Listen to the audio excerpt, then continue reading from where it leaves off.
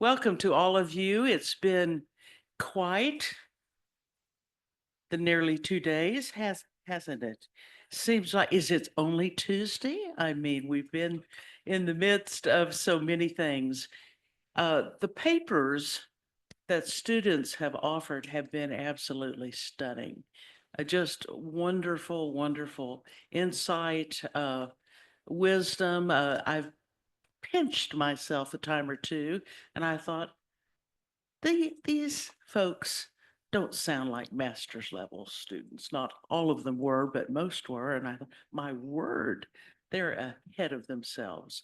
I wasn't having those thoughts that early. Good for you all. Very well done.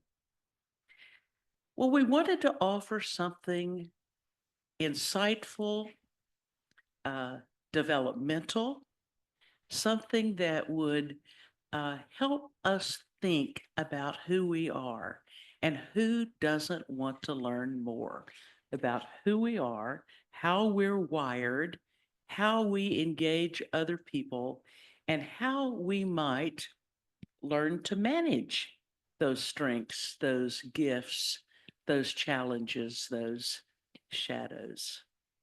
We have the good fortune to have our friend Ahshua Bolton, now trustee Bolton of the United Board of Trustees, to be with us tonight. He is an Enneagram specialist, but let me tell you just a little bit more about him.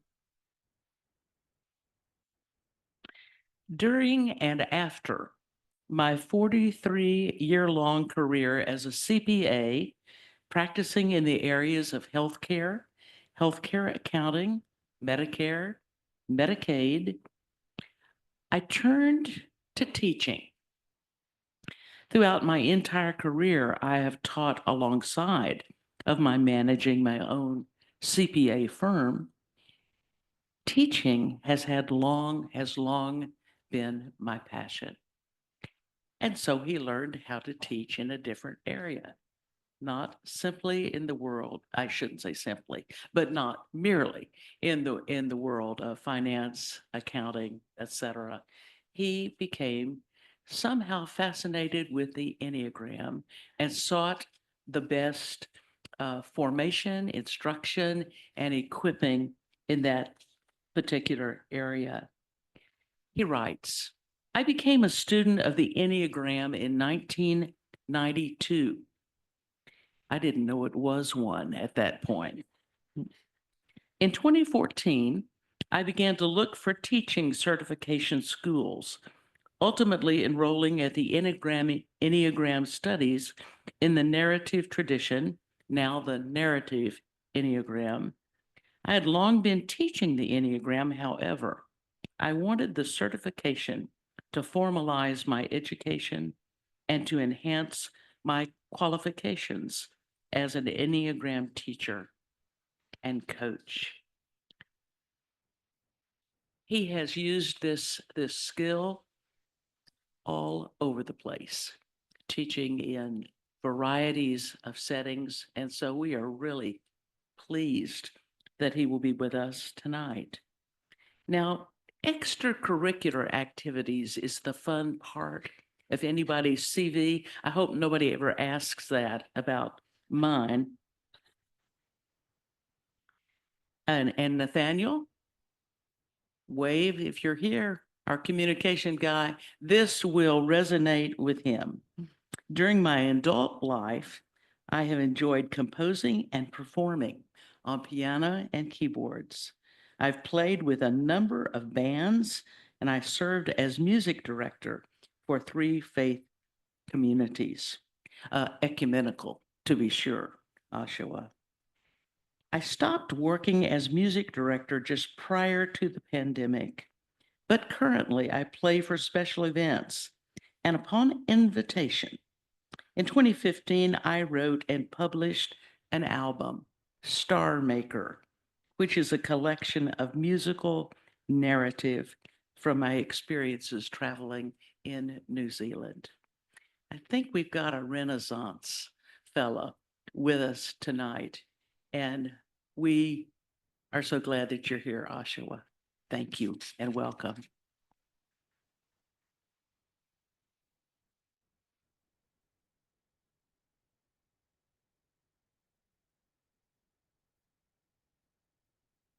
Good evening.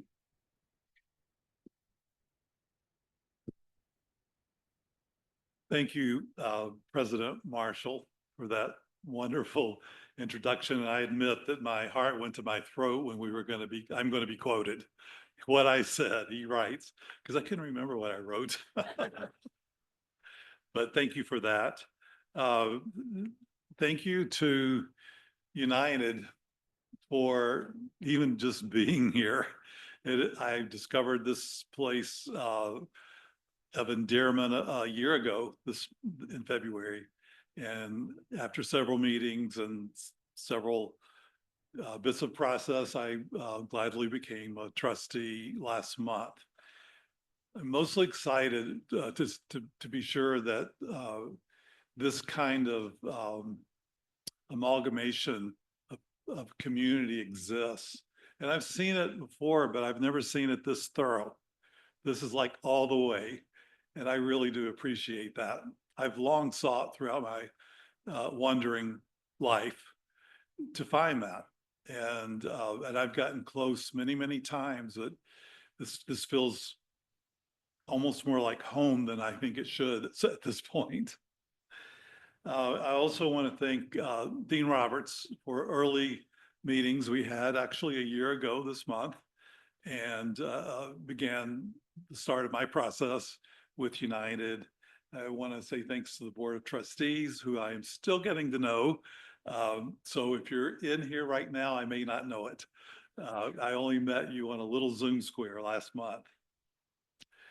There were a lot of support people here. I'd like to acknowledge Jen Buck, Nathaniel Green, Adam Serling, T. Michael Rock. Are you here, T. Michael? This guy I just happened to run into. I'm sorry, I really try hard not to use that word guy, but I'm working on it. I ran into T. Michael, and he instantly showed me around, made me feel comfortable, and made sure that I would have the North Star if I needed it.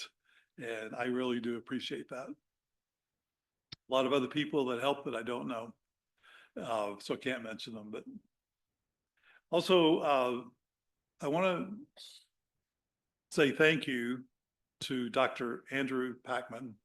I audited his course this past fall as my way to become introduced to the culture of United.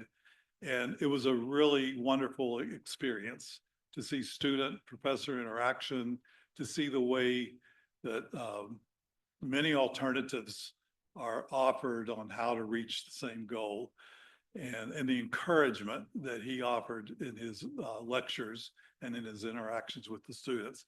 He's the only one I've met. He's the only theological professor I've ever interacted with. And I really, really enjoyed it. So, and then finally, I want to say thank you to my good friend, Jeannie Cotter, a fellow trustee. We've been friends for, you probably don't want me to say, a long time. And she is my introduction to United initially. So thank you, Jeannie. So as it was mentioned earlier, I became a student of the Enneagram in 1992. The question I'm often asked is, that clock says 8:10, that cannot be right. I need to get my phone over here then. Well, I live in Western Kentucky, so I live in Minnesota time. That's a point of contention with a lot of people that I interact with. Someone who is an Enneagram certified teacher through the Riesel Hudson Enneagram Institute in upstate New York. It was run by Russ Hudson and Don Riesel, if you happen to know these names. And my friend and her husband received their teaching certification in that school. And that year, she sent me a packet of information. There was no such thing as attachments or even email, I don't think, maybe barely email. But she put a sticky on there that said, "This is your next spiritual journey." I rejected that with the attitude that who could tell me what my next spiritual journey is? So I'm describing to you a resistance that's in my personality. Don't tell me what to do. Of course, the idea is, I get to do that because I'm a certain type. No, the idea is that I stopped doing that because I'm a certain type. So one of my teachers used to say the Enneagram is not designed to put you in a box. It's designed to get you out of a box. And that is very much my approach to Enneagram teaching. So my first teacher was Dr. Richard Rohr, and I hope some of you have heard of him. He started a Franciscan community, or joined one, in Cincinnati decades ago, and became one of the first major writers in the United States about the Enneagram. And I, having been brand new and rejected, and then when I did open that packet, by the way, I was obsessed with the Enneagram. And so I checked out 16 hours of a conference that had been recorded that Father Richard Rohr had led. And it was 16 hours of cassette tape, and I had a 1994 Cadillac, and I had to drive to the Twin Cities from Kentucky. It's a 16-hour drive. So I took this along with me, and sort of to tell this little aside, I did so much rewinding that when I got here, I drove an hour north of the cities and back so I could finish this out. And he said in the lectures, and somewhere embedded in that if you catch this, you will be obsessed for a year. And I knew that might not be long enough for me. I was really, really taken by the impact that I thought the Enneagram could have on my life to help me understand myself, to understand that, I'm not just a mixed bag of goods for no reason. I'm created. And there's brilliance in creation. And there are shadows. And people like me, I'll say, I won't speak for all of you, I have cringed at some of the information I've learned about the Enneagram because it just nailed me in ways I wasn't really comfortable with. I didn't want to be that. I don't want to be that type. And I have some words tonight that probably are going to make some people cringe. They make me cringe still. And actually, I think we need to go in and revisit some of the wording that we use. But if you cringe, you may be close to knowing your type, because often people cringe about things about themselves that they don't really want to have to deal with. This is human nature. And this is what the Enneagram deals with, human nature. The Enneagram is a body of knowledge accepted by, I'll say, its followers, its students. So it's an art. It's a collective body of knowledge that various people have added to over a century, more than a century that I am aware of. It's not always an easy journey. I was talking with Jen Buck. We were talking about life as a journey, and I inserted uphill. Life is an uphill journey. But here we are. And President Marshall, in no way could I've ever experienced a truer resilience brought on by suffering than you shared last night. And I have to mention that publicly. It was a wonderful talk. Yes, absolutely.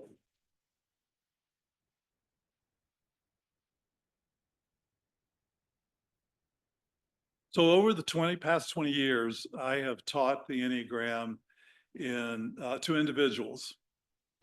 This is actually called coaching, and I do have a certification to coach. It's not my favorite part of my Enneagram work. I just rather work in a group. And I've worked in small groups that developed in faith communities, in secular settings. Just to give you an example, I did a weekend workshop pre-COVID, so we were all together, about 175 people. And from that, 14 16 people signed up to be part of a small group that I led for 2 years. It went on for 2 years. It didn't have an end. I think if I do small groups now, they tend to go from this point to this point. But that one, we went into the pandemic, we were letting it flow. And it was 2 years before we were out of things to talk about. So that is the power of the Enneagram, in my opinion. I've conducted workshops. I'm currently working with Western Kentucky University, which is in my hometown, with a group called the Society for Lifelong Learning. Now, this is a personality trait of mine I'm going to own. I tend to shy away from anything that says society. Like, what does that mean, especially here in the South? Society? I don't know about that. But this is a group of retirees who are wanting to continue their learning for life, which is actually one of my aspirations too. So I am going to be presenting an Enneagram series to a group of retirees in a university setting. And I'm looking forward to that. It'll be something new for me. Most recently, I taught for 5 years in prisons. I taught in San Quentin twice a month for most of those 5 years. And I taught in the California women's equivalent of San Quentin, which was outside of Fresno. And that was 5 years steeped in a population of incarcerated people. And then we had programs that we did by Zoom for formerly incarcerated people. So people could come out of the learning from the prison sentence and go right into the learning if they wanted to online with a group of supportive people. That really, really impacted me. And it was a very transformative part of my life. I saw the Enneagram show up in self-help more than I ever dreamed that it would. And we're not doing that tonight. We're doing information about the Enneagram, but that definitely has shaped me, and it's shaped the way that I see people. I've always had compassion for people, and there was a time, I will confess, that not having any experience with incarceration or any family members, that I probably would have had a bias there. And now I have a bias, and I want to get back in there and work with these folks. They're amazing. So my goal tonight is to give a very concentrated, by the way, I need to stop right now and welcome the online participants. I forgot to do that. So I'm really glad that you're here and acknowledging you. But my goal tonight is to give a very concentrated overview of the Enneagram for those who are new to it, as well as encourage a deeper journey for those who are familiar with it. And familiarity may be, you know your type, you know your personality number type, or you're looking at it. Those are first steps, and that means you're in. And until you don't want to be in, you're in. So it's like, no, I won't. That's a terrible thing to say. I won't.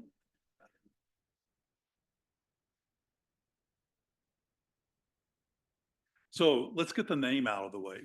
Enneagram. Where I live, that must be satanic. This is one of the first aversions to the Enneagram in some cultures. So Ennea is a Greek word for 9.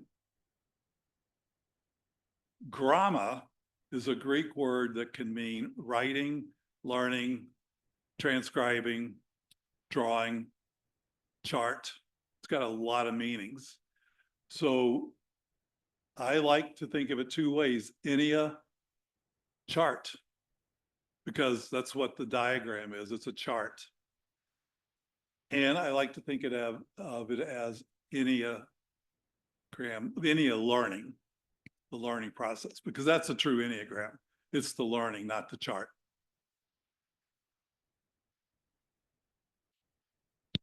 So before we kind of dig in a little bit more, I want to give you some history of the Enneagram. I get asked this a lot, and before 1880 to 1900, we really don't know much.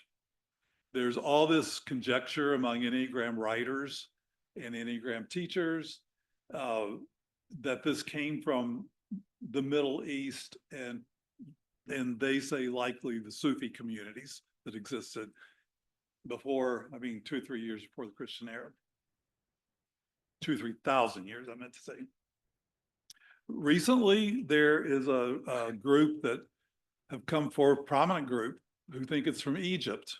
This is new in the last 10 years or so. I don't know too much about why they think it's from Egypt, because they charge thousands of dollars to find out, and I'm not that interested.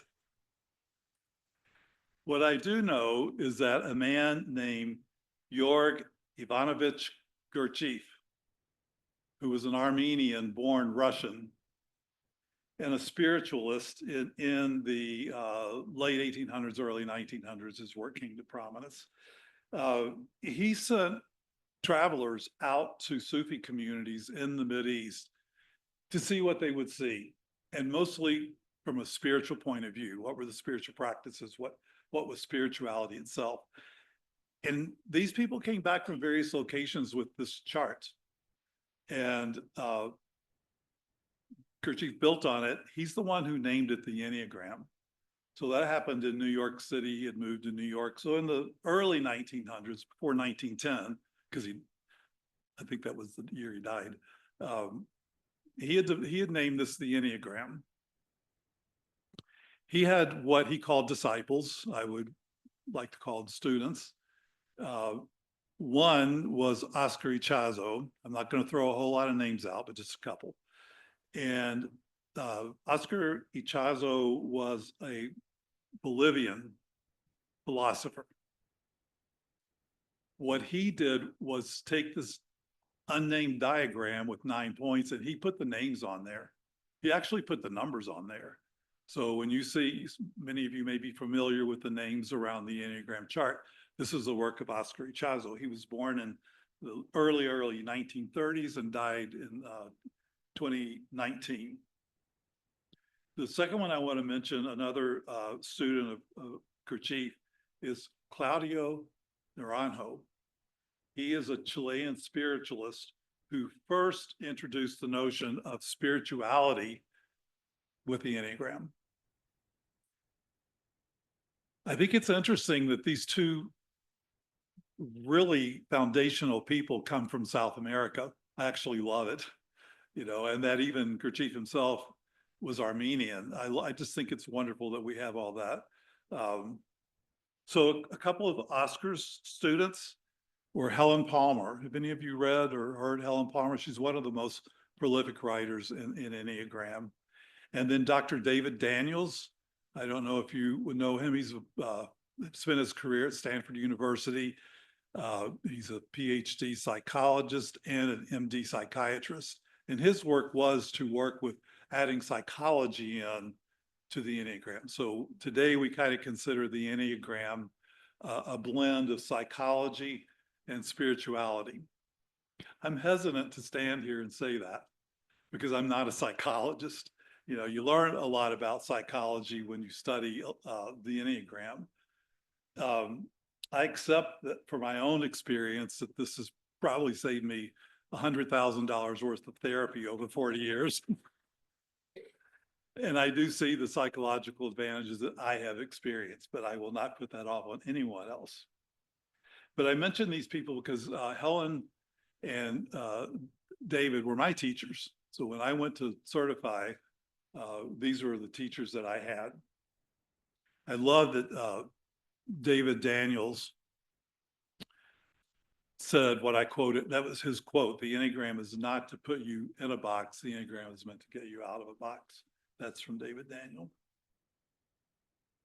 Also, I mentioned Richard Rohr, but in the 1960s, particularly, he became the hottest writer of the Enneagram, actually one of the first modern era writers, whatever modern era is, post 1960.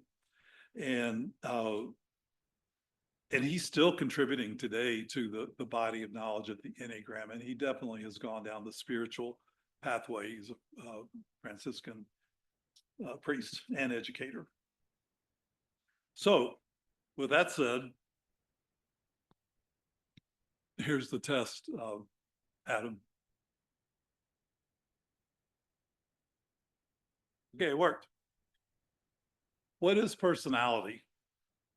So again, remember that this is an agreed upon body of work. So I'm giving you the Enneagram definition of personality, and that's where it ends for me.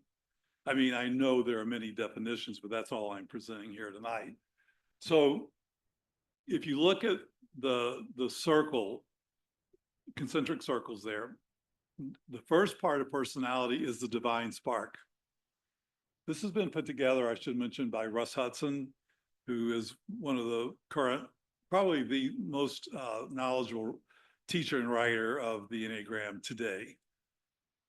So the divine spark, and this is also, I'm sorry, the work of Dr. Gabor Mate, or any of you familiar with him? His work is in trauma and addiction, but he's gotten really into the Enneagram and has influenced the body of information.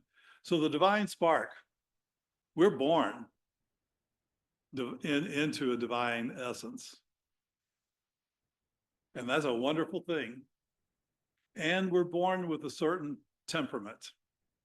Now, people can argue this or not, but this is just what the Enneagram body of information says. So who we essentially are, how we behave, may or may not be accepted, and that's a cornerstone tenet for the Enneagram. We're not going to always be received if we just want to behave in the type that we are. What were our experiences, attachment? What were our experiences with our adults when we were growing up? Were they there? Were they there for us? Were they not? Do we have good relationships, not good relationships? And I'm going to be very frank here. I have never met anyone that told me their childhood was perfect. I met people who told me that it was near perfect, and I believe them. But my slogan is nobody escapes childhood unscathed. We are going to experience some things. Why? I don't think it's because adults don't love us. I think they just don't know what to do with us. And then conditioning is the next ring of personality. The messages that we receive through childhood and even early adulthood for me, because it took me a long time to grasp it. I have free agency. I am an adult. And these messages are often, I hear hundreds and hundreds of people tell their stories about their type, and so much their childhood messaging is part of it. If I am good, I will be loved. If I help, I will be loved. And there are 7 more to go around. And what do we all want as humans? I'll give you my answer: love and acceptance. That's what I want. So conditioning can impact how we see the world, how we see ourselves, how we see others. And then finally, the 5th ring, this is our personality. You notice that half of these circles are distorted. I think you can probably figure out why. Life is full of distortion, and it is part of what we need to acknowledge. And later on, we will talk more about how the divine spark, well, I'll just go ahead and say this now. I think I knew I had a divine spark, but I think by age 16, I'd forgotten all about it. And this was due to my temperament, my attachment experiences, and my conditioning. I forgot about the divine spark, and I was focused on who people expected me to be, who people thought I was, because I didn't have a clue. So I was really open to the input. The work that the Enneagram offers is to jump over and go back to the divine spark. That's what we want to find. That's what we want to emphasize. Now, when I say jump over, there is no simple jumping over. Remember, I said in my conversation with Jen that life is an uphill journey. And we grow and form and shape and become better people by going through hard times. It's just part of it. That's callous in a way. I realize that. But hopefully we can bring in some understanding of how we can make this journey back to our divine spark. So here's the diagram. This is not the diagram that your chief had, because his diagram had no numbers and had no lines in the middle. So I want to talk just a minute about this diagram. Some things that are obvious here, but I want to point out, there's a circle. And in the Enneagram world, we talk about the law of one, and that is represented by the circle on the Enneagram diagram. We are all in this together. And I'll add if we want to be, because we don't have to be. But here are the 9 types of personality, or 9 numbers. And if we think that we fit into one of these, we are all in this together. So there's support, but there's challenge. You're going to find everything when you blend in with the community. I'm not telling anybody anything you don't know. So the second thing, law of one, we're in this together. The second thing to notice is the triangle between 3, 6, and 9. Do you see that? It's kind of buried in with all those other lines, but there's a distinct triangle there. And we refer to this as the law of 3. This means that there are 2 opposing forces, or when there are 2 opposing forces, a third reconciling force will appear. So often I hear this used in terms of conflict. No, I think this. No, you're wrong. I think this. 2 opposing forces. But if we will dialogue with each other reasonably, we'll find the third reconciling force, which is that I've never been confronted an individual without both of us moving off our mark just a little. And that's a reconciliation. That's the third force. I also hear this spoken about many, many times in terms of parenting and having a child. There are the 2 parents. I don't really want to call them opposing forces, but there are 2 forces at play. And the third is the child. And of course, the reconciling force changes everything. Having a child changes everything. That I know for sure. So the law of 3 is that where 2 opposing forces present themselves, there is a third reconciling force.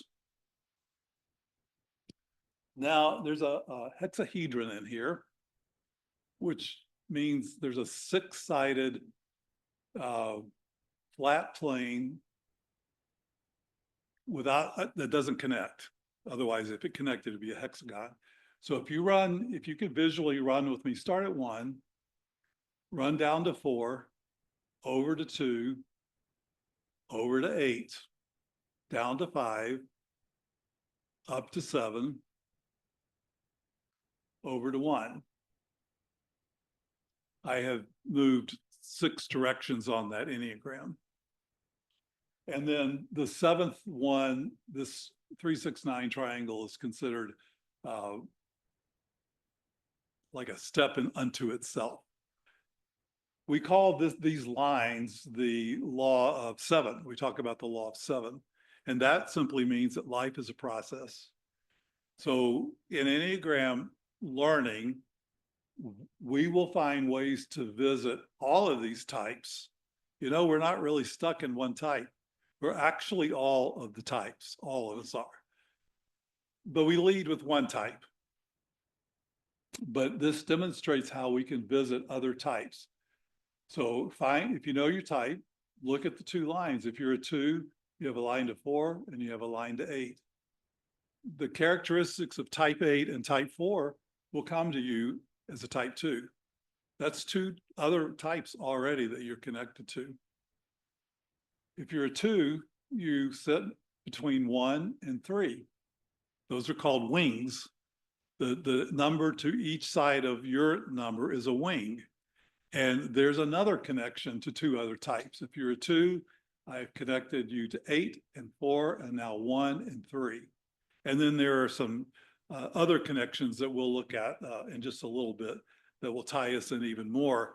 And you will see whatever your type is, you have a connection to every other number on the Enneagram. And that's the goal, is to integrate. We want to integrate. everything, and then integrate with other people so that we can have good relationships.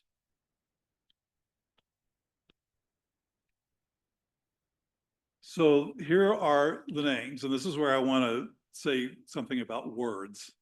I don't like some of these names.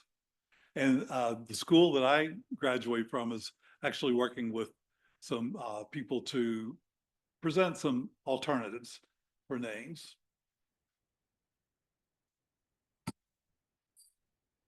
So we'll start with type 1, the reformer.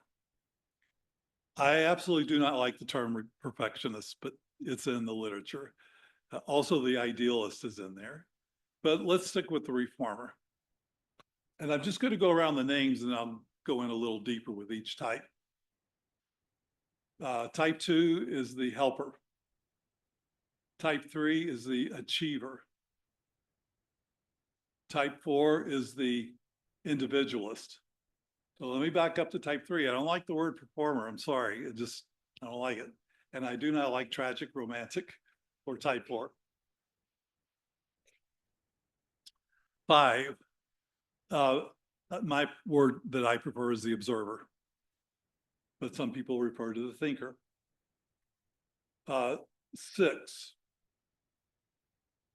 I would call 6 the loyal skeptic or the skeptic loyalist, either way you want to look at it. 7, when I went to classes on the Enneagram, I never thought I'd have to have a dictionary handy or a phone to Google. I did not really know what epicure meant. So to call this the epicure, I get it. You want to try a little bit of everything. Smorgasbord is your thing. Just a little of this, a little of that, a little of this, a whole lot. Big plate, can't finish it. But just the desire to try all things. But I do really love the word enthusiast because 7s present themselves in a very enthusiastic way. 8s are I'm going to prefer the word challenger. I also like the word protector. 8s are often called protectors. And then 9, I like both those words. I like peacemaker. I like mediator. There are other words that for all of these. It's not important that you settle in with a word, although you do need to communicate if you want to study this. You know, you can tell me that you're a 3 and I'm going to know that means you're an achiever. But if I just learned the Enneagram, I need you to tell me what a 3 is. And if you say, well, I'm an achiever, oh, okay, that makes more sense to me. So these words help. And then I guess after 30 years plus of study that I want to create the words. So these are the 9 types.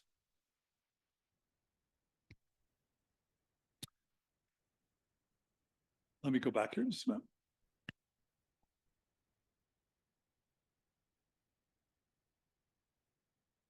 Too many things wanting to slide down. By the way, what happened to winter?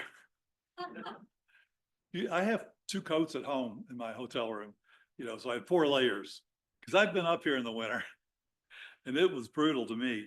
And then I come in and it's like spring almost. So, and thank you, by the way, for that. Last night we left and I said to Jeannie, is it going to be cold outside? I don't deal with cold very well. So we have these 9 basic types. I've demonstrated on the other previous slide how some of these types are related to each other, and we'll find out they're all related to each other. Each person is said to have 1 leading type. I'll just put a little sideline in here. There is a body of information out there called tri-type. Have any of you ever heard of the tri-type? Okay. So some people aspire to have 3 types. So I'm not going to really criticize thinking because it's always good to think, but I don't agree with that. I think you have 1 leading type. Now, that's my bias. You do your work and you come up with what you think, and that's all that matters. But we believe in the Enneagram literature, this type lasts for a lifetime. And there's a lot of discussion about, as I alluded to in the first slide, are you born with this, the divine spark, or is it a matter of nurture? And I will tell you that I personally believe that we are born into our types. And I believe that nurture does have a major impact on helping us try not to be our types more than anything. So I'll tell you something personal. When I was very young, my mother passed away, and I was very sad for 20 years. And people have asked me, do you think that shaped you into a heart type? And I say no, because I could have walked away from that experience very angry, which would be not a heart type. I could have walked away from that experience being very afraid. But my prominent emotion that I had to deal with was sadness. So each person has a type that I believe you're born with, and that we in the Enneagram world believe that lasts for life. If you think that you can change types, that's fine. I'm not going to argue that point with anyone. It's a personal journey, especially when you're learning type. There are tests out there that will rank the top 3 types that you score. And sometimes there's no difference between 1, 2, and 3, and there's no guarantee that those are right either. So you can take the test, you can read about it, you can listen to presentations about it, but it's your own work. You're the one that decides your type. I don't tell people what I think their type is. The school that I come from considers that unethical. I don't go that far with it, because if I'm coaching someone, I'm going to give you 3 types to go look at, and one of them is going to be what I think you are. So there is some practicality here, but basically it has always been a personal journey for me. I learned it that way and I teach it that way. No type is better than the other type. So if you think your own type is the rah-rah, get in the circle. We're all in this together. And then, a cringe word is shadow. We heard that word as long as I can remember, and there's so much benefit that comes from shadow work. And the Enneagram is no different. We teach that you need to know how divinely created you are, and you need to acknowledge what your shadows are. And if you do this kind of work and this kind of inner work, you're going to find out that shadows create brilliance. So there's nothing wrong with a shadow. It's a gift. Now, this is someone who's done a lot of work with shadow. So I can't speak even that statement to all of you. You have to find that out on your own. But I think if you study shadow and you work with it, you integrate it, you allow it, that you'll see it's a gift. And then it will also open you up to other people's shadow, which becomes so obvious to us when we learn about the other 8 types on the Enneagram. We can quickly see what the shadows are for the other types.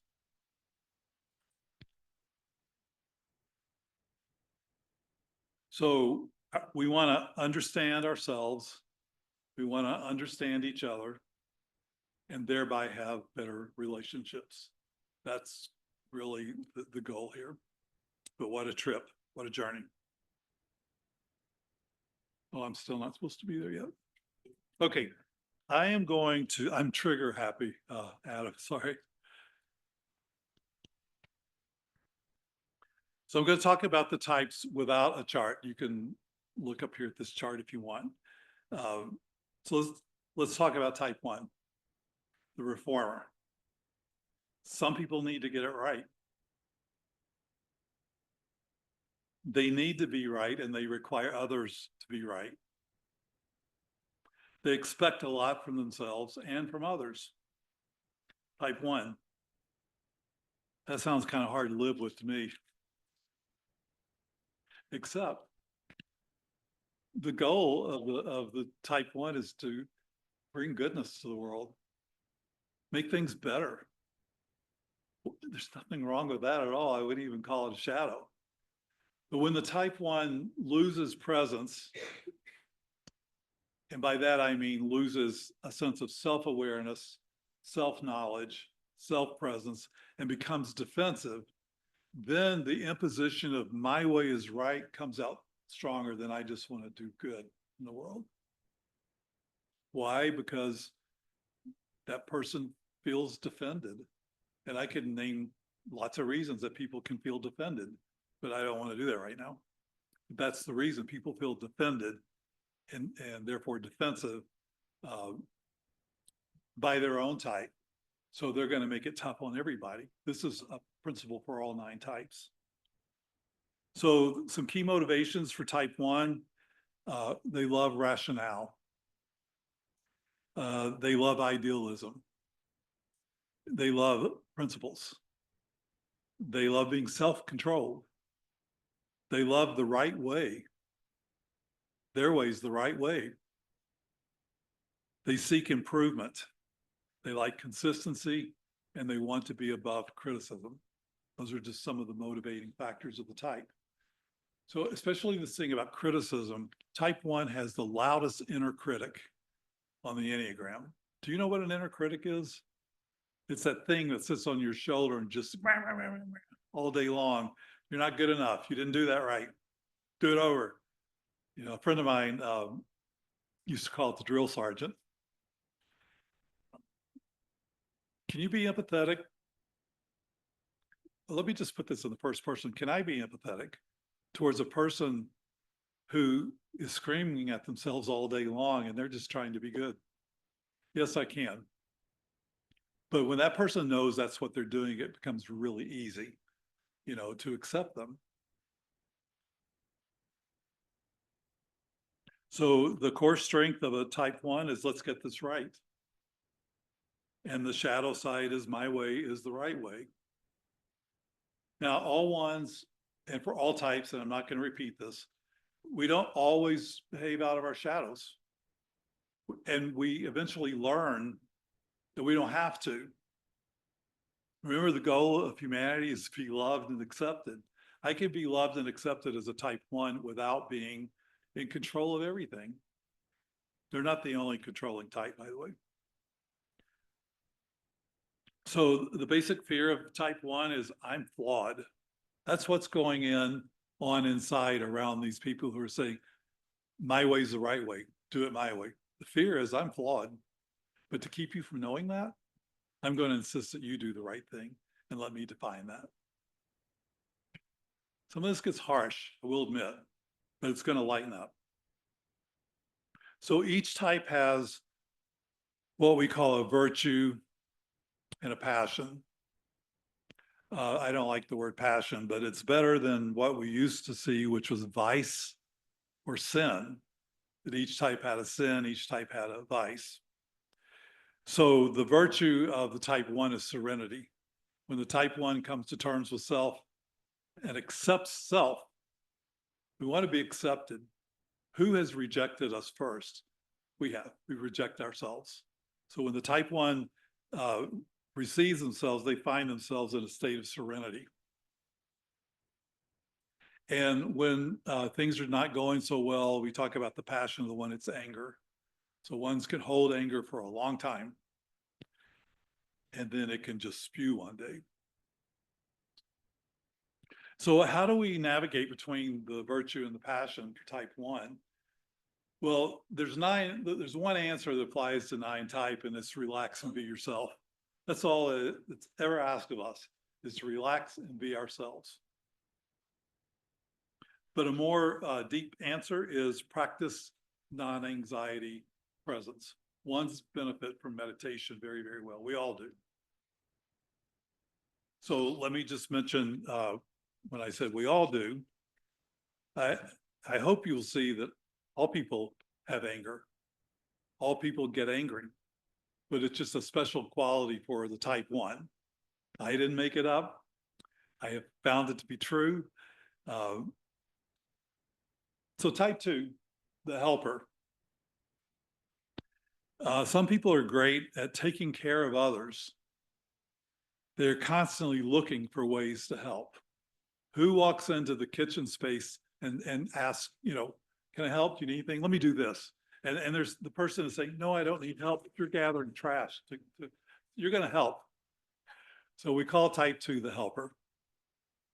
Key motivations here are focusing on others' needs, and often at the expense of their own. Noticing people who need help. Type 2 walked in the kitchen and saw that one person was trying to do all of that. Identified the need. It was in tune with the need for help. Type 2s are generous. It could be overly generous, and they're very demonstrative. We often refer to type 2s as the essence of love. They're oozing love all the time. I'm married to a type 2, and sometimes I just want to slap that love right off his face. It's enough already. That, my friends, is not good Enneagram work. But it does show how we can conflict with each other.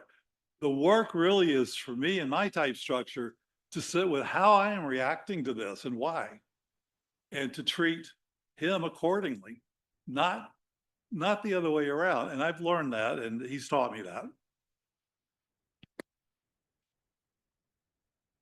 The basic fear of a type 2 is I'm unwanted, I'm unworthy. I've witnessed the pain of this with my partner. I've never seen anyone feel so unwanted, and everybody is madly in love with him. So I don't understand it. The basic desire of a type 2 is to feel loved. The virtue is humility.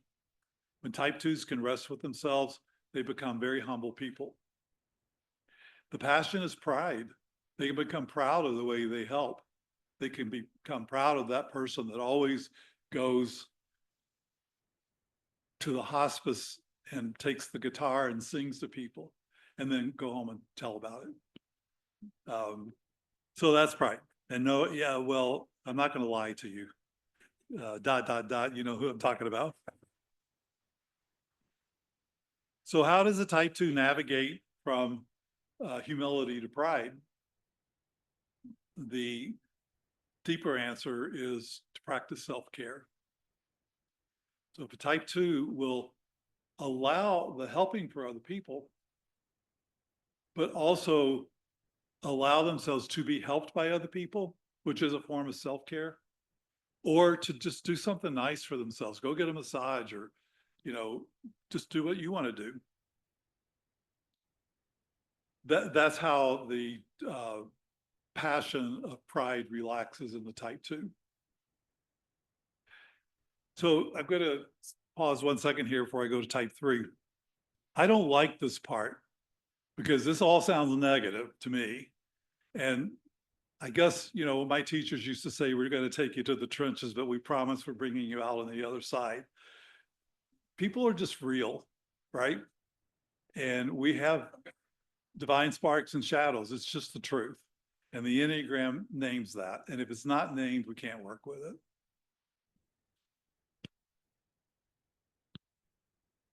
My type is over apologetic, by the way.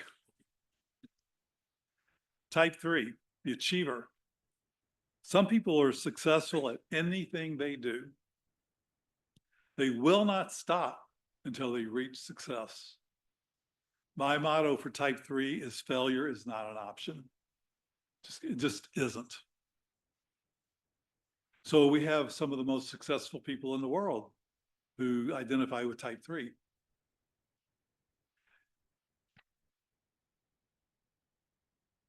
The core strength of type 3 is I create success. Give me a smile, President Marshall. And the shadow is I will get there, meaning to success, any way possible. I'll climb the ladder. Doesn't mean anything unethical or wrong. It just means I'm going to do what it takes. That's the energy of the type 3, and they do. And let me just say, for all types, we all need this energy in the world. You know, I see the Enneagram as 9 beams of light going up into the sky.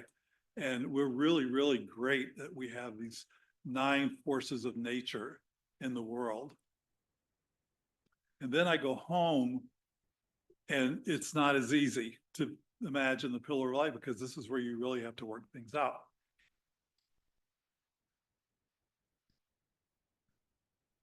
So I think I did not mention how does that the virtue of the type 2s, type 3 virtue is truthfulness.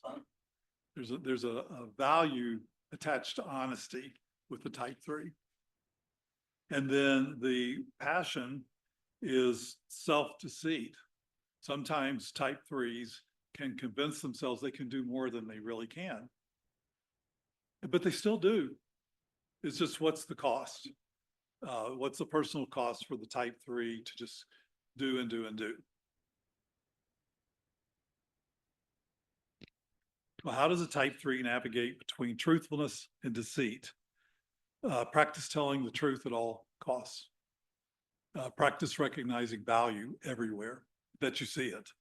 You know, nobody needs to make it up, but 3s can help us identify value in the world. Type 4, the individualist. Some people are creative, unique, appreciative of all beauty, and suitably tragic. Often they are artists. And I really hate to read this. This is stuff I found various places. Often they are artists and drama queens. So I don't consider anyone a drama queen, and I don't want to even, I got to change that terminology. So some key motivations for the type 4. Type 4s find meaning in everything. A blade of grass, especially if it's wrapped in ice, you know, and there's millions of them in the front yard, and you can just gaze at this and find the beauty. Life is art. A real need to self-express goes with type 4. Strong individuality. Moody. Having a very low self-image, which is kind of surprising because they can also come off as being elitists. So having this low self-image, but coming off as being elite. Can you imagine? The core strength is I am authentic. And the shadow is, well, as I've already named the shadow, that I can appear to be elite. Basic fear, I'm not enough. Basic desire, to find themselves. The passion is envy. I don't know why the virtue is not listed first. It is on all of them. But the passion is envy. And the virtue is equanimity. And equanimity is not balance. It's a sense of calm. In fact, all of these virtues, serenity, humility, the ones that I've named, they're all neutral states. It's where we kind of can chill and just be okay. So how do type 4s navigate between envy and equanimity? Staying present to the moment. That's the work of a type 4. I heard a type 4 say in a group meditation, at the end, the facilitator asked the whole crowd, whatever, it was an Enneagram crowd, what is the thing that keeps you from focusing on meditation? My first answer was it was 20 minutes long, and that's a lot of guided meditation. I didn't say that out loud though. But a type 4 said, my obstacles to meditation are the past and the future, because there's this ball that just goes back and forth and never stopping to experience the moment, yet being the person of beauty and authenticity.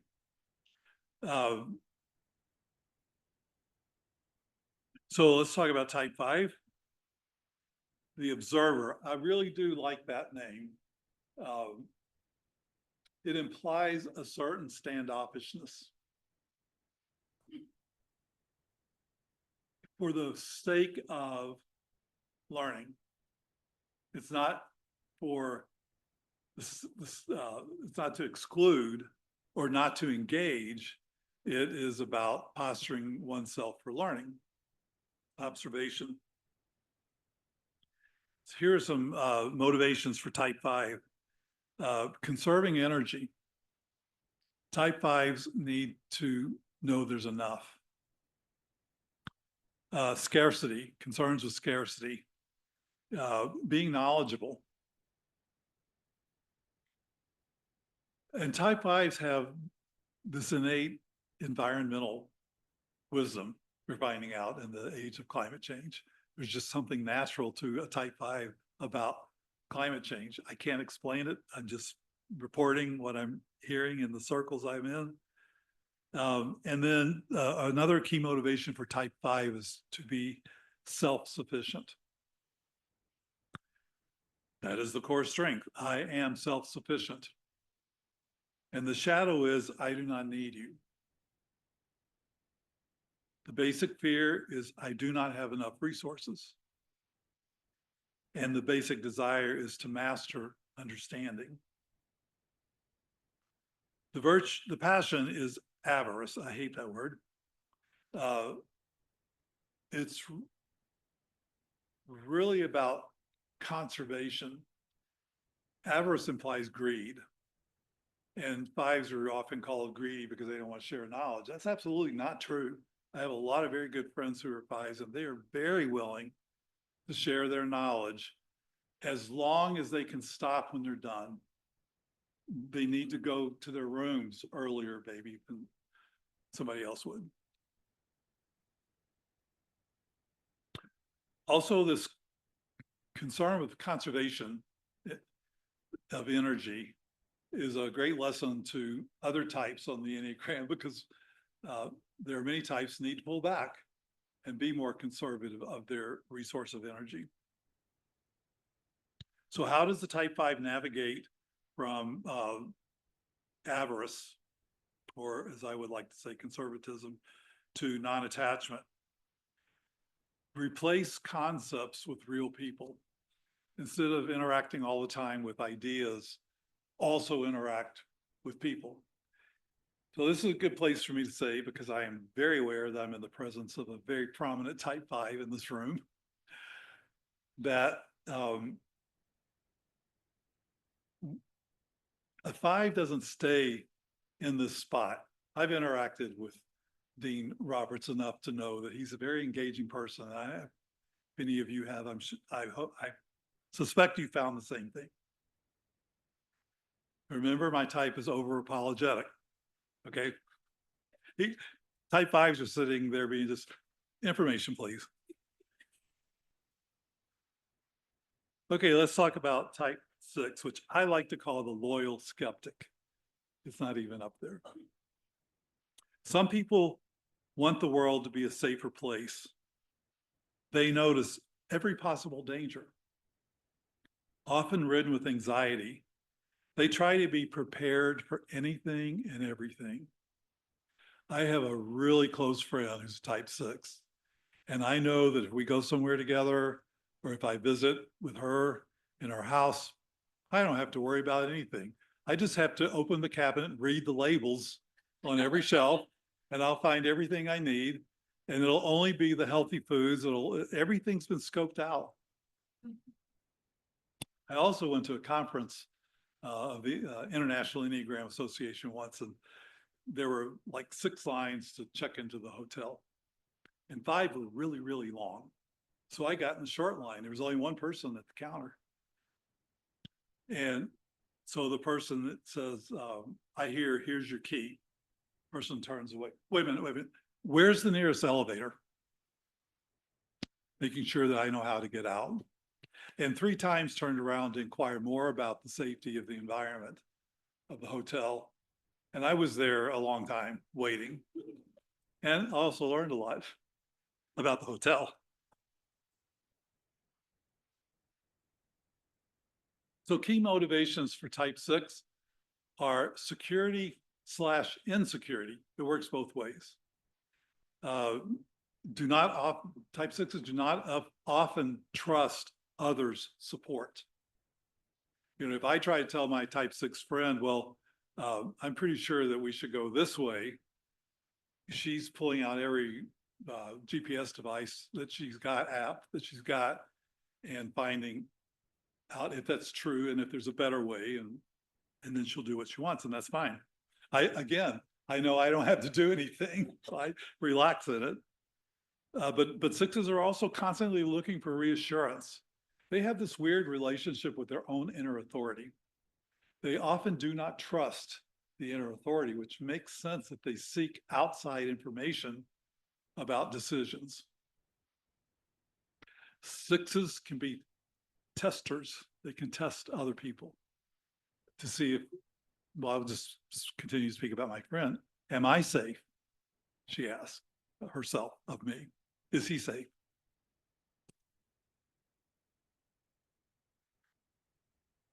So one thing I think I'll mention, I mentioned preparedness, but there's a suspicion. This is a suspicious type. Now, I wanted to say that sounds over apologetically awful. But I like that someone's out there thinking about, is this suspicious? Because I'm not giving it a thought. And I could step into a, whatever and be hurt, and she would stop it. So the core strength of type 6 is I am loyal, and the shadow is I am in control. So there's a second type of control. It's different than the type 1 control. The type 1 control is based on I need to be right. The type 6 control is based on I'm afraid to be wrong. So it's two very different motivations. Basic fear, I have no guidance. That either translates into I'm on my own, or if I can't trust myself, I have to test all these levels of authority in the world, all this information, and see if I'm safe by that. The basic desire is for safety and stability. The passion for the type 6 is fear, and the virtue is courage. So you know that the opposite of being afraid is not being afraid. The opposite is, no, not the opposite, but the word is courage, to be afraid and to move forward anyway. And that's what the type 6 cannot help but do. So there's this lovely quality in type 6 that allows them to move through this uncertain world. So how does type 6 navigate between fear and courage? This seems oversimplistic to me. Release doubt and suspicion. But the reason it feels oversimplistic to me is I don't deal with doubt and suspicion. So if someone who does, I can see that this would make a big difference. Or that, I just said that. I can see that this would be a challenge for the person who deals with doubt and suspicion. Type 7, the enthusiast. Some people are the life of the party. That's the dead giveaway. Although all other 8 types can be the life of the party. Type 7s make us laugh. They know how to have fun and where to hide fun. They go wide, not deep. They do go deep. I have a good friend that introduced me to Enneagrams, type 7. And she tells me she's a head on a stick. That's how she sees herself. And I think that's funny because when I'm around, you cry, you scream, you're angry. I see the emotion that exists in your life, but she doesn't want to see that. And then keep it light, bounce back, just bounce back.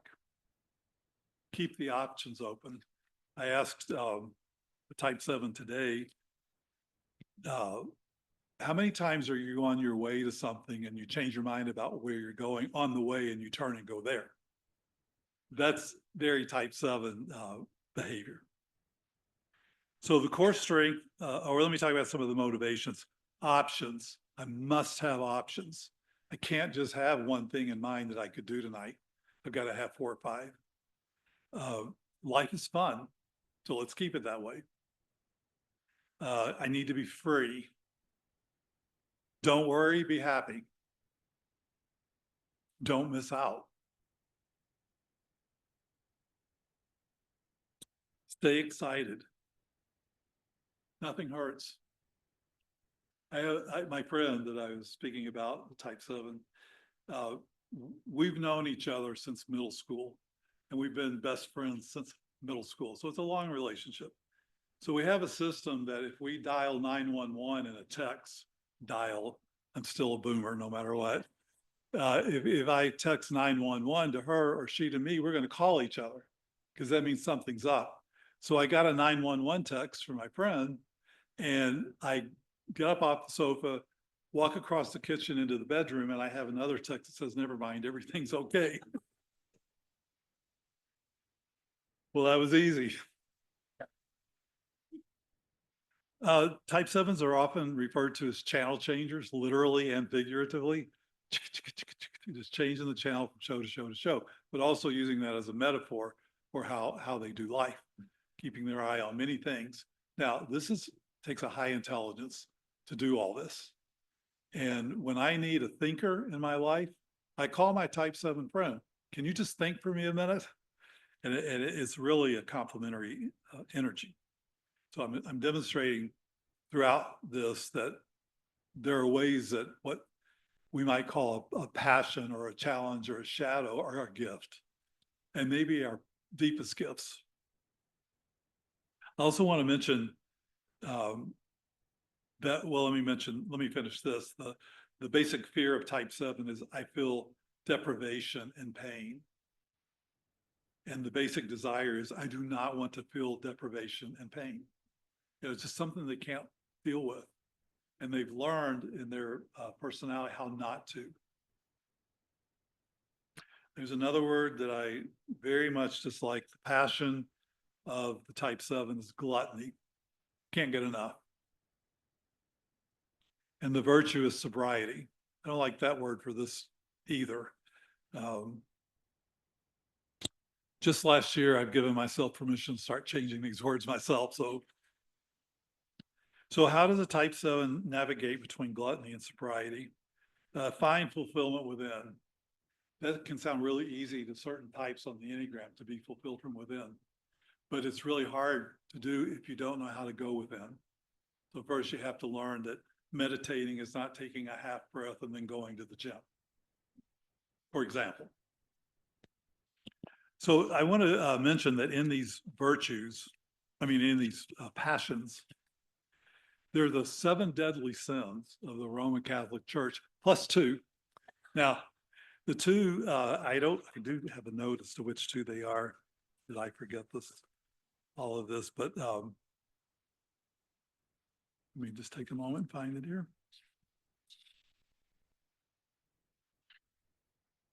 Well, anyway, I'm not going to take any time up to do that.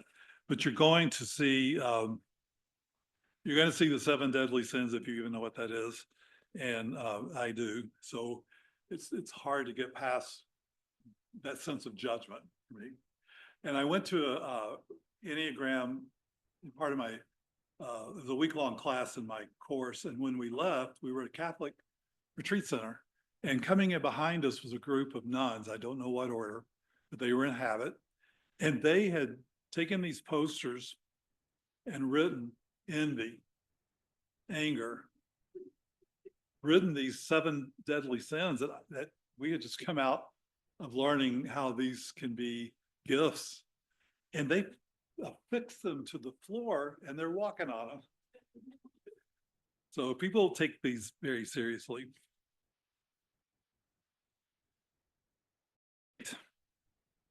I like the protector for the terminology.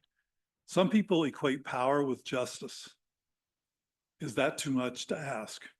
They will protect you with their lives. Just don't get in their way. They're challengers and they want to be followed. And the question that's provided in the literature that I'm drawing from, which is public information on the internet, are we clear about this?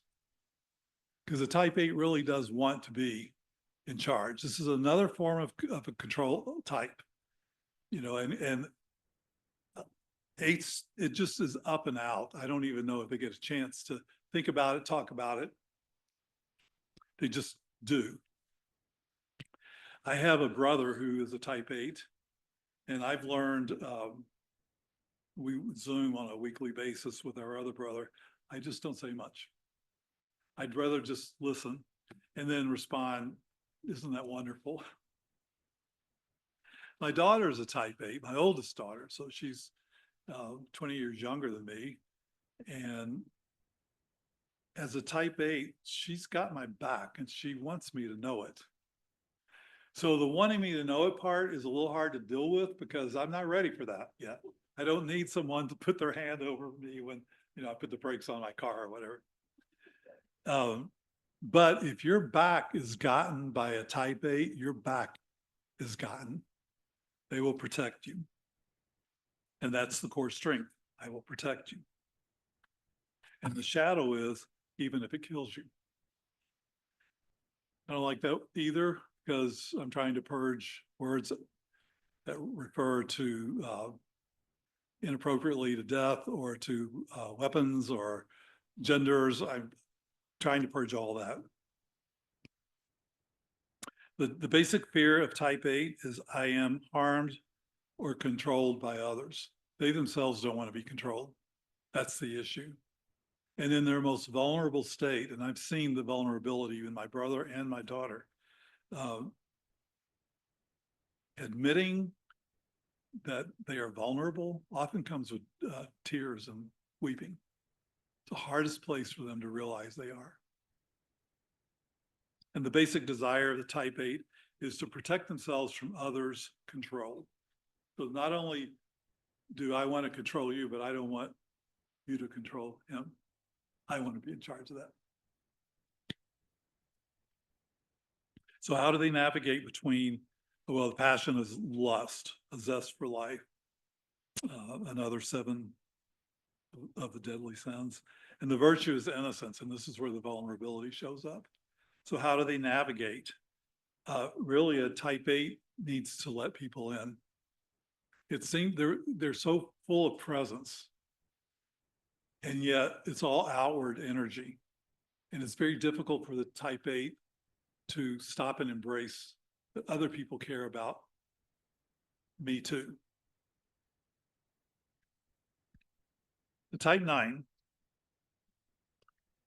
the peacemaker or the mediator. Some people want peace at almost any cost. They are gentle, quiet, empathic people who will always go the extra mile. But if it creates conflict, they're going to go to sleep. Literally, I've lost count. I have 3 type 9 children. And give my youngest daughter a blanket, Netflix, and she's happy forever. Comfort seekers. So key motivations for the type 9 are harmony. They want harmony. We can do this together. Circle of law of one. We're all in this together. Let's stay together. Conflict avoidance. I do not want to have a conversation if it's going to lead to me feeling conflicted. Preserving the status quo. Type 9s are real big on that. Resist disturbance. Go along to get along. I asked my daughter, my youngest daughter, when she was in college, she had her friend group. And so I said to her, I asked her once, we were doing some typing work, do you ever in your group say where you want to go to dinner? When it's time to make that decision. Oh, no. Do you ever go where you want to go? Always. She's working the ground. So it's not a passive type, it's a gentle type. They also have this quality of merging with others, and that can be good and bad. You can't merge with someone so much to lose yourself, but some merging is required for us to all have societal relationships. The core strength is I am divine. The shadow is I can live without you. Give me my pillow, my blanket, and my Netflix. So the basic fear is I suffer loss, separation, and fragmentation. And the basic desire is to have wholeness and peace of mind. And what a wonderful desire, by the way. The passion is sloth, and that word has been changed to narcotization, which is just about as bad as saying sloth. Numbing out. Oh, it's narcotization, like narcotize, but turn it into a noun. The virtue is right action. When nines come to a place where they are comfortable with who they are, they always do the right thing. They always do the right thing. And the virtue is that right action. Did I just say that? So how does the type 9 navigate between narcotization or sloth and right action? Self-assertion. This type has to assert itself more than any other type on the Enneagram. Staying present to internal and external conflict, separating it out, and eventually speaking up when I don't agree with that.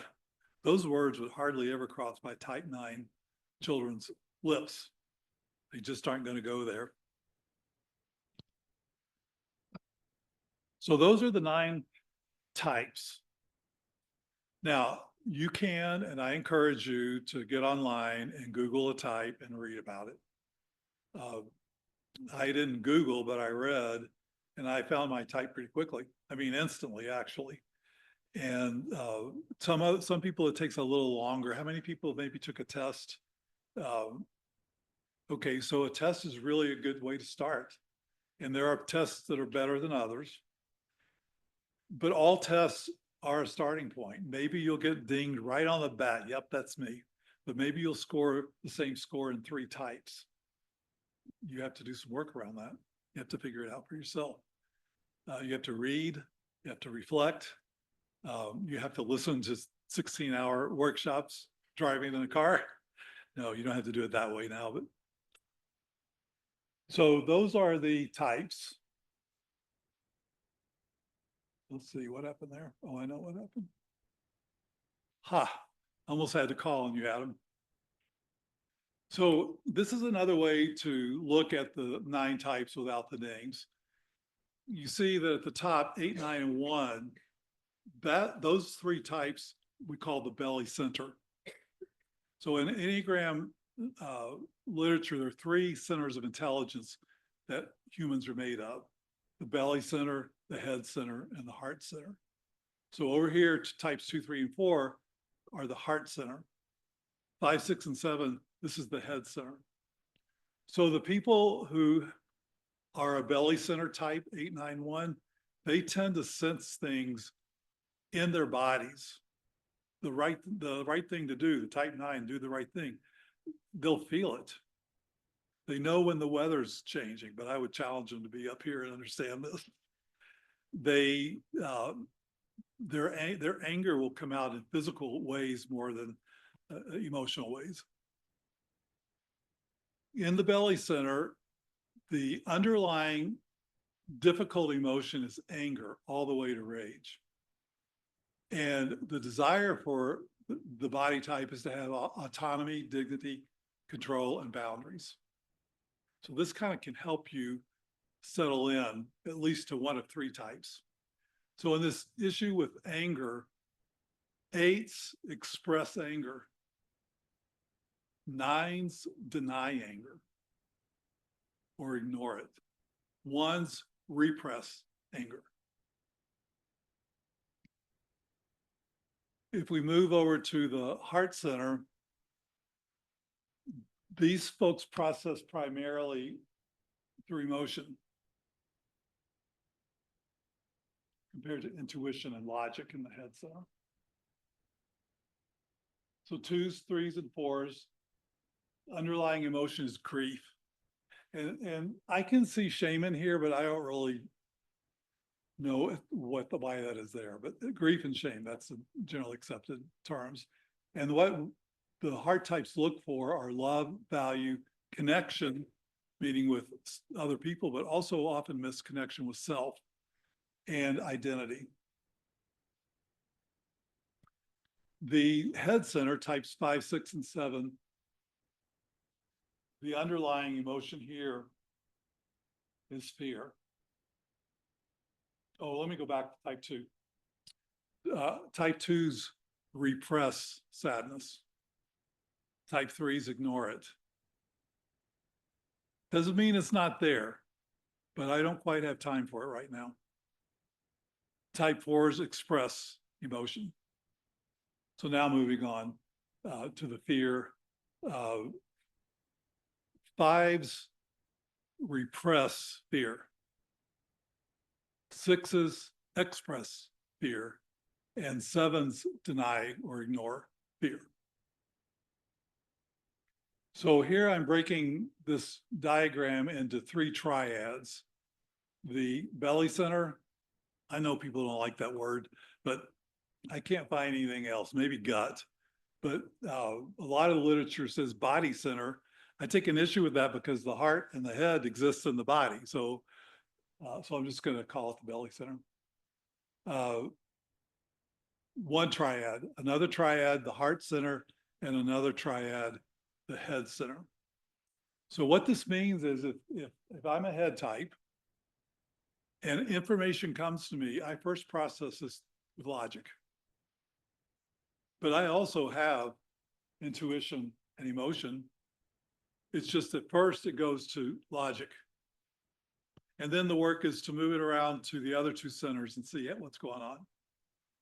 The magical pause, not reacting to the initial information. This is for all 9 types, but letting a pause occur, moving it to your thoughts to another center and seeing how things are there.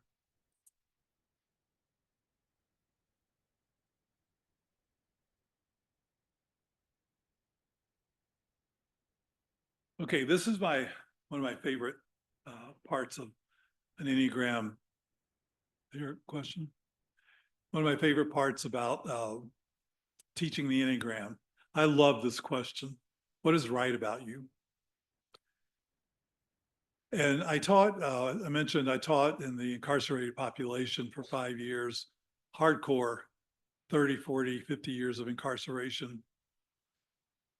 I don't think they knew what these words meant on the inside, what's right about you. And then I can take it outside into the populations of society. And, so many of us have heard so long, what's wrong with us? We got clear notification of that along the way. So what's right about you? And this touches on this term essential qualities is a bit equivalent with the virtue. So the essential qualities, I'm going to start with type 8 because now that I've explained the 3 centers of intelligence, I like to not break one up. So I won't start with type 1. So the essential qualities of type 8, you can read them: aliveness, immediacy, and strength. And then the type 9, wholeness, unity, and being. Type 1, goodness, sacredness, purity. Type 2, love, sweetness, nurturing. Type 3, preciousness, radiance, value. I could stop along the way and talk about all of these, but I'm going to wait and see how time allows. Type 4, depth, authenticity, beauty. Type 5, illumination, clarity, knowledge. Type 6, awakeness, commitment, loyalty. Type 7, freedom, positivity, and joy. Now, all 9 types have all of these qualities. We're humans, we have them all, but we lead with certain ones. And our divine spark, if you want to accept that as a starting point for personality, these are starting points. This is what we came into the world to be and to bring. So 2 things to do really quickly. One, is there any of that you identify most with? is there some list of qualities that you know is you? Not going to ask for any answers, just want you to look at it. And secondly, are there any qualities that very acutely you desire? Yeah, we all want them all.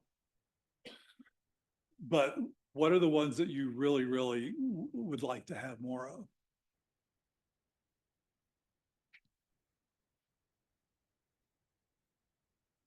Good, went backwards. Still going backwards. Oh, this is upside down. Still a boomer. Okay, this is a different way to look at the diagram and notice that it is broken into, this says body, heart, and head. So it's broken into those three centers of intelligence. And, you know, we've learned about the types very briefly, but I want you to notice here the lines and the arrows. So let's pick point one. Point one has an arrow going down to 4, and it has an arrow coming in from 7. You see that? So we talk about inner work, and this is one facilitation of the tool for inner work. If I sit in type 1, the harder work is going against the arrow. So it's harder for me to go from 1 to 7.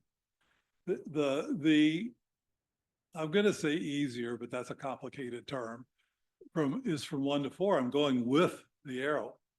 You know, I almost think of like riding a sled down there. But the truth is, it can be difficult once the 1 gets to 4 and 7. So for now, what I want to describe is that going against the arrow from 1 to 7 in this example, which requires a lot of effort, this is where you learn a lot of lessons. And what's the one who is the reformer?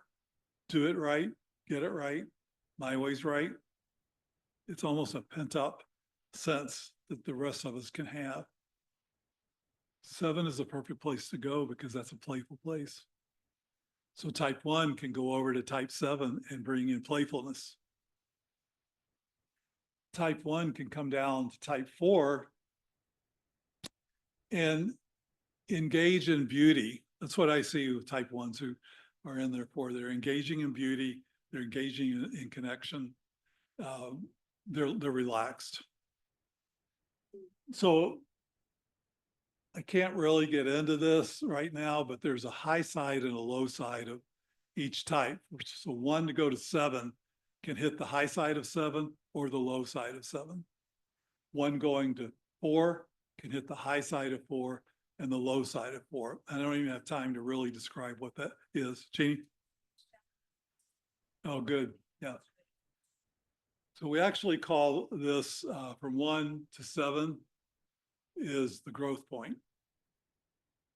1 to 4 is the stress point. Because no, I'm sorry, I got that wrong. 1 to 7 is the stress point. 1 to 4 is the growth point. We used to say integrate and disintegrate, and maybe you know these terms. That's what I learned, and my school did not use those terms, and I didn't like the idea of any direction being the wrong way for me to go. So you can find your type here and follow the arrow going against the arrow.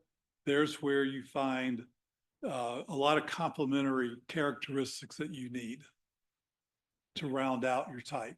And then look the other way. There's why you can also find complementary characteristics that you need, but you'll also get into shadow more. So this is a lot of work. A friend of mine in South Carolina is an Enneagram teacher, and she made like a Chinese checkers board, but a wooden of this diagram, so you could actually run your fingers across the lines and the arrows. I liked it, but I didn't get into it too much, but I liked it. Okay, so the holy ideas. I like this because it brings together a lot of ideas about the Enneagram, a lot of information about the Enneagram. So the holy idea is something that was developed by Oscar Ichazo, who was Gurdjieff's student. So this is his contribution. So I don't know how he identified this, but he wrote that the holy idea of type 1 is holy perfection. This is what I meant when I was saying what's wrong with wanting to do some good in the world. For type 2, it's holy, they get two of them, holy freedom and holy will.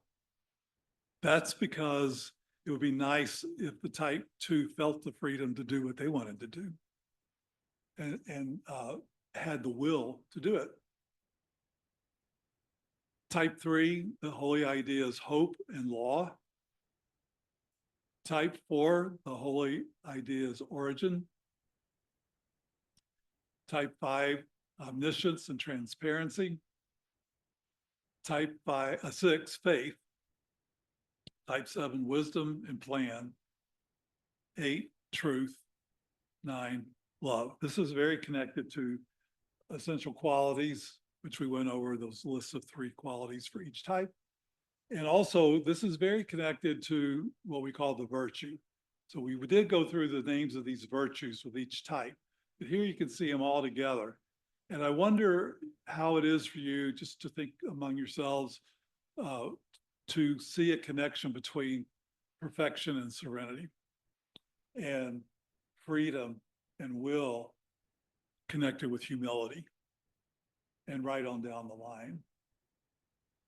And remember too, that all of these virtues are a state of neutrality. And that's actually what we're seeking. I remember after decades of work and study and getting my credentials, I was like, wow, I don't know if I'm my type anymore. I don't feel any type.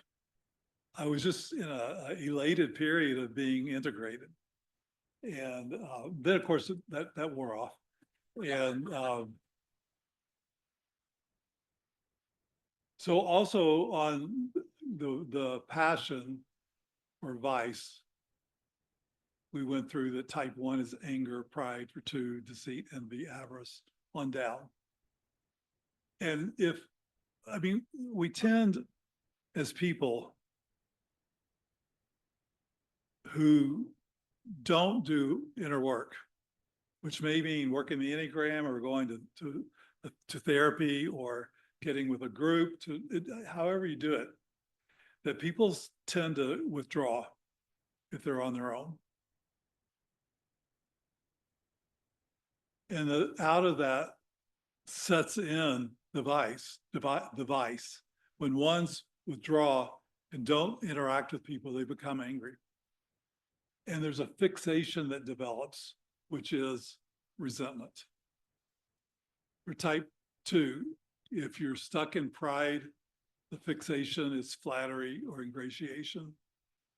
For type 3, if you're stuck in deceit, the fixation is vanity. I'm not going to read the rest of them. You can see them. But the point is, I call this the backup chart. Start at the worst point. For example, if I'm a type 1, I am seething, let's say, as an example, in resentment. My work is to understand that that comes from being somewhat stuck in anger. And if I can work toward serenity, I can achieve the holy idea of perfection, meaning bringing the best into the world. And let's take one more. I'll take type 8. If I am stuck in lust, then my fixations become vengeance and objectification.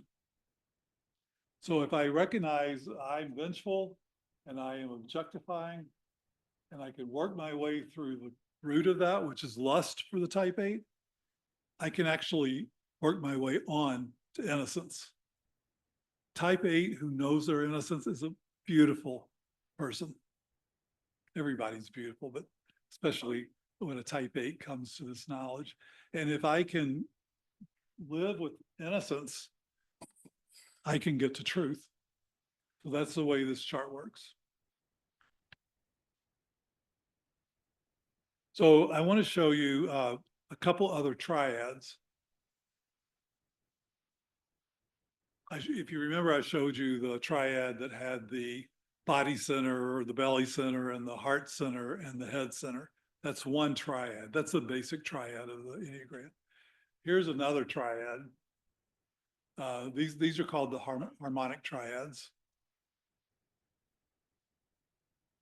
We find that types 1, 3, and 5, especially under stress, become practical, proactive, and proficient, and behave in a competent manner quickly.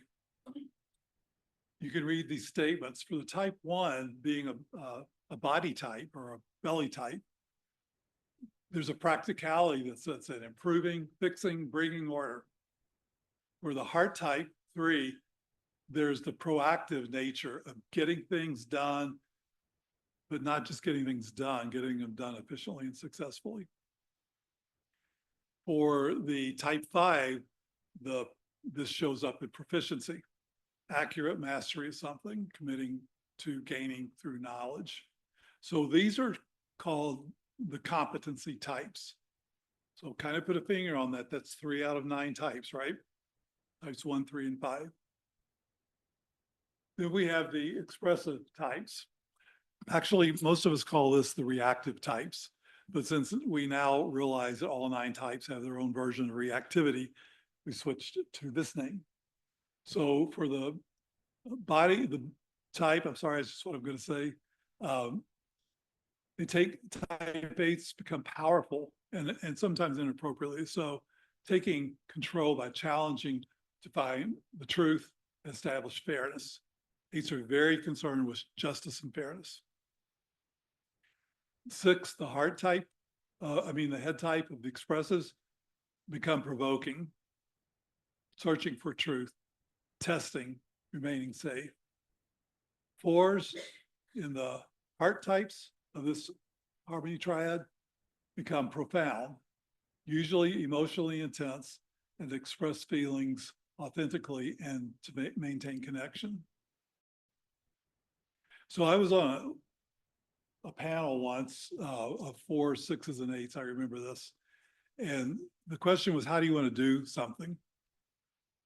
I know you're smiling because you think you're figuring out my type.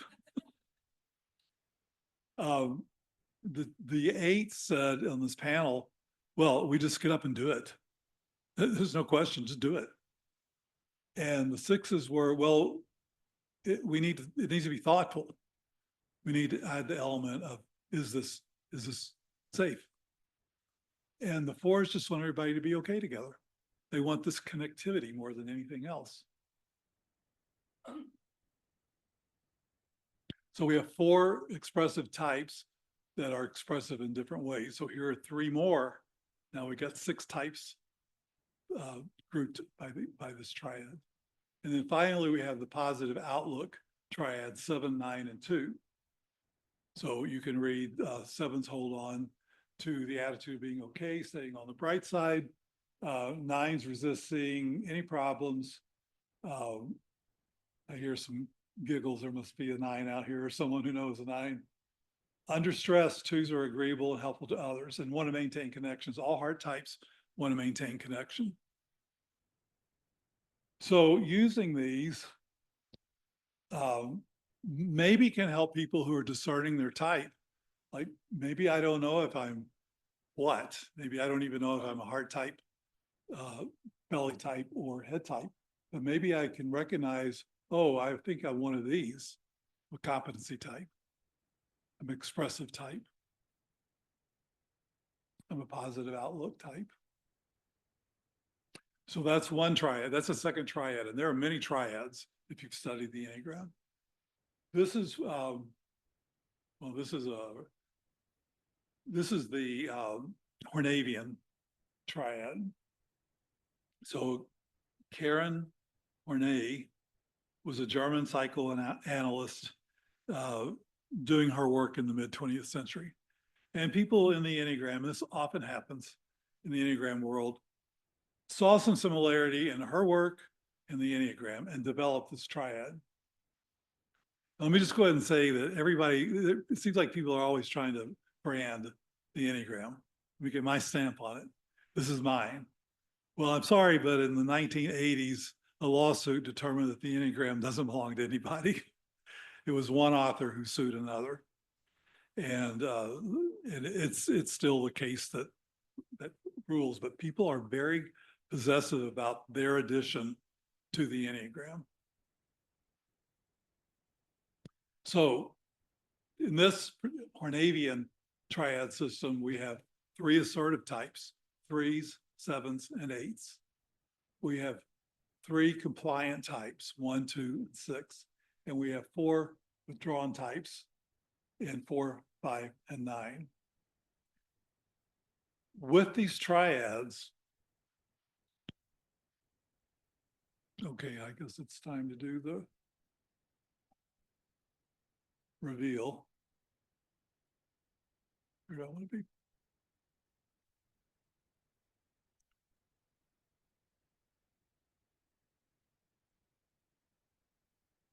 So I am a type 4. How many already guessed that or knew it? There wasn't as many hands as I expected, so that makes me feel like I'm kind of doing my work here. But I'm in this expressive. It's an emotional expressiveness for me. For its type 6, it's a logical expressiveness, and for type 8, it's an intuitive expressiveness. I went to dinner with a 4. It was a 4 and a 6 and an 8.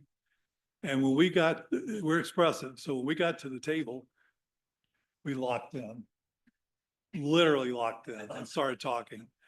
The menu, whatever. I'll have what she's having, just to get that done as quickly as possible so we get back to our conversation. And the next thing I knew, the lights were going out. We closed the place down. We've been there for hours and didn't even know it. That's kind of some of I could identify with 8s and 6s in this way. The same connections can be made here. 7s, 9s, and 2s can find this positivity in common. So take a breath. I need to take a breath. My introductory course to the Enneagram is 24 hours long. So I know that this could not have been a thorough introduction, but for people that don't know the Enneagram, I hope it was enough to get you interested in it, if that's where your path is going. I'm not going to tell you you need this in your life. I secretly believe you do. But it's up to you. I've learned to recognize that people have their own pathways. So how do we apply this? And we just have a few minutes, but it won't be very long. One way that we apply this, I've already talked about relationships with your partner. If you're in a partnership, boy, it is so helpful to understand the motivations, the basic fears, the basic desires, the vice, the virtue, all of that. I mean, that's just the tip of the iceberg, but to understand that about your partner, you can go home tonight and with the internet, you can have a conversation with your partner if you need to around type. Someone here told me today they did that. The 2 people both took the test in the last couple of days and had a long conversation about each other and how they were in this relationship. And it was affirming in the end, but it required some challenges. I think that in pastoral formation, this is a great tool. I think that this, as I mentioned, I have worked in faith communities with small groups and workshops. And just like any other segment of society, they eat this up. Because everybody wants to know, who am I? You know, Socrates, which actually I found out this is not necessarily attributed to Socrates. Know thyself. Jesus in both Matthew and Mark And then in an earlier Old Testament reference, in the book of Leviticus, where I don't go too much, love your neighbor as yourself. In my upbringing, that meant always put the other person first. Deny my own self. In reality, I think what's being said is if you don't love yourself, how can you love your neighbor? I mean, do I want to love my neighbor with the self-loathing I feel? No. I want to love who I am essentially and fully, brilliance and shadows, and I want to love my neighbor that way. So it's a very pastoral tool to use. Prison system, I found that to be really, really amazing. And T. Michael Rock told me yesterday that he uses the Enneagram here already in his work. So I've asked him to take just about 5 minutes and let's hear how he uses the Enneagram here at United. And I'll be back just to say goodbye and to cut off T. Michael.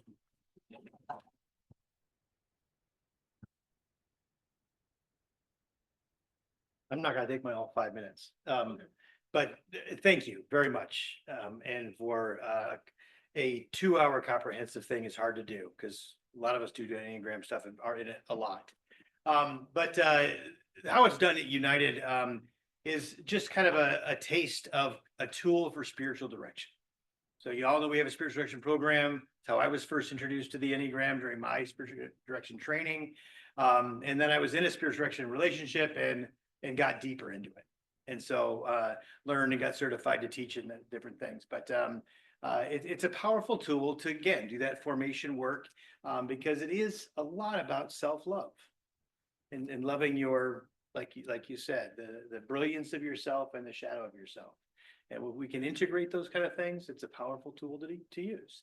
And then we can play with what it's like to be in relationships. But let's do our work first. And that's what we do in spiritual formation is we say, it's time to do our work in this seminary chapter, right? And then we're going to go out and lead other people and be in relationship. And so that's how it's used at United. And we're going to continue to kind of lean into this gift and so many other ways we kind of process this world. But just a lot of gratitude for you and your opening the discussion up among everybody here. And again, if you want to do spiritual direction, we've got folks in practicum right now who are using these tools. And we'd love to know if you're open to that process. And next year we'll have even more. So it's a growing program. So thank you. That was 2 minutes. So I got a good 7 up here. yeah. Thank you. Won't take too long to say goodbye. No. Okay. No. Thank you, T. Michael. And, it was really nice to find out there is a certified Enneagram teacher here. That was news to me and it was great news. Also, the reminder that I heard that I want to close with is you have to do your own work first. You have to work within. T. Michael said this. There's an order for success. I can borrow my type 3 wing a little bit here. We have to work on ourselves first. And then we have to work with each other. It means learning about the other types and engaging with the other types. Receiving. In my school, without any explanation, someone would suddenly say, receiving is a muscle. You got to work it. Because it's actually not so easy for some of us to receive. And then the outcome of that is better relationships. I think relationships are the fabric of human society. And that's been proven in many civilizations in ancient times. So self, then others, then together. So I want to thank you for letting me be here tonight. And thank you for your attention and your time. Thank you to the online participants. So one thing about 4s, we don't have an off button to say goodbye. I tell my friends on the phone, you have to say goodbye or hang up. So I practice my goodbye. Goodbye.